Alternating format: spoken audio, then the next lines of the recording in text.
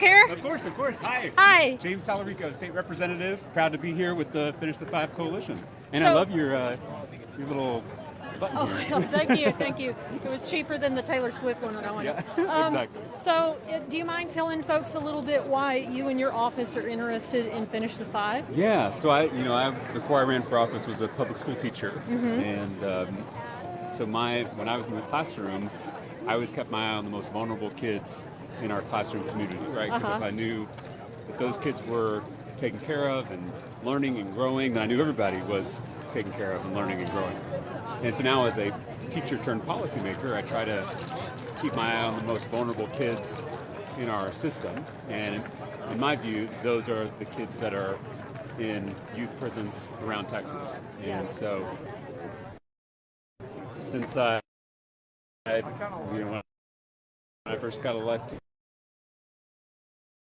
I was asked to be on the difficult work. Right. And I've been on there ever since and have visited some of these facilities and, of course, spent a lot of time with y'all and trying to figure out how we transform this system of violence into one of restoration and true justice.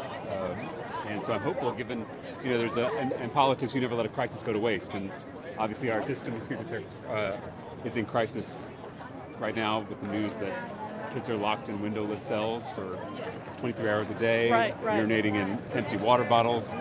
That caught a lot of people's attention, and we have to use that to create change.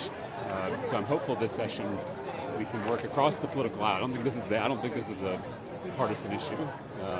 I think my Republican colleagues are disgusted by this system as much as I am, as much as activists are, and as much as the people who actually work in the system are disgusted by it.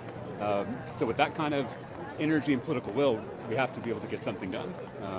And so I'm, still seeing where we may land, but in my view, you ask for, the full enchilada, and then you maybe have to settle for a little less. But, you don't start with a reasonable position. You start with the ideal, and that's what I like about Finish the Five. Yeah, absolutely. And like you said, because the youth system in Texas, as a person that was in the Texas Youth Commission, and I think I said this summer, is that, really understanding what the problem is. And I think it's, maybe a cultural attitude about the children that are predominantly locked up in these facilities. Historically, it has been kids of color and kids with disabilities. So envisioning something new and radical, we have to start somewhere. And we really appreciate all your support. And I think it's a recognition that children don't belong in prison. Absolutely. One of our team members has a sign that says that. And I think that's hopefully a nonpartisan statement. And as we know, these kids who are in these facilities are the ones who've experienced the most horrific traumas imaginable. And I think any doctor, any educator will tell you that you don't heal and transform trauma by piling extra traumas on top of it. And that's what our system does. There's a saying that one of my mentor teachers shared with me when I first entered the classroom, which is that pain that's not transformed is transferred. And it's a contagion. And it's something Dr. King talked about, right?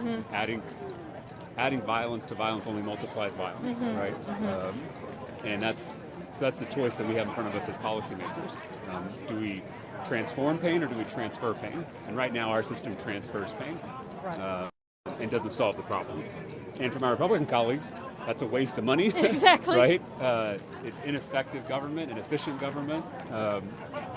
These restoration programs, restorative justice programs, not only are they the right thing to do morally, which that's what I care about, but they're also the smart thing to do. They also work better than the facilities we have right now. So again, there's no reason not to do this. We've already made so much progress, and that's why it's Finish the Five, right? Because we've already made progress in dismantling this system. We just got to go the extra mile. And finally get rid of it, because as you know better than anybody, this system has been hurting kids and families and communities for decades, not just this past year. Over 100 years, That's right. It's been a stain on our state. And I should also say, there are hardworking men and women in this system, right, who wake up every day and who want to do right by kids and their hands are tied by this broken system. And I think some of them will be the first to tell you that we've got to transform it.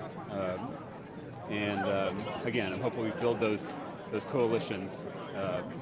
We're not trying to make anyone the villain here. What we're trying to do is do right by the kids of our state, our most vulnerable kids, in fact. Absolutely. Well, we appreciate you, and thank you for taking the time on the march to